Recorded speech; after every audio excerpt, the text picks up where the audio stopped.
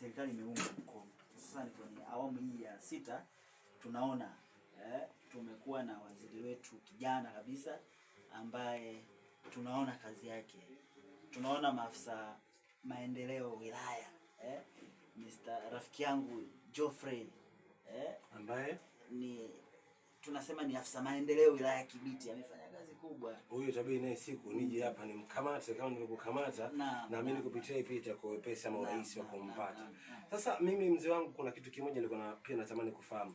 Nyinyi kama ukiwa kama kiongozi wa organization ama taasisi binafsi ambayo inajishughulisha na masuala ya kutoa msaada ama kusaidia jamii, je, jamii itegemea kupokea vitu gani kutoka kwenu nyinyi?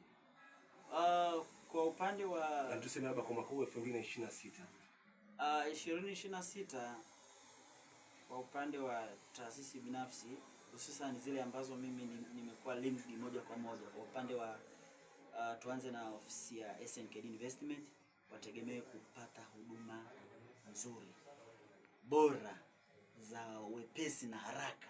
Kama kulikuwa na changamoto huko nyuma, kwa wale waliopata basi wategemee kwamba hizo changamoto zinakwenda kurekebishwa haraka. Na kama kumbukumbu zangu zitakuwa haziko timamu, nyuma uliniambia tuna play as a two part. Sasa hivi nataka nije kwenye part yangu ya pili kabla sijaelekea kwenye kipengele changu cha mwisho kabisa.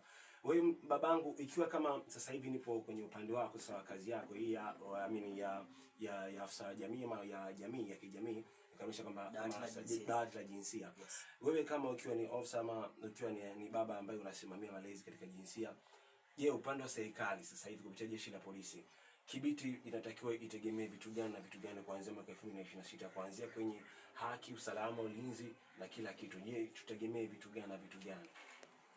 Kwanza wategemee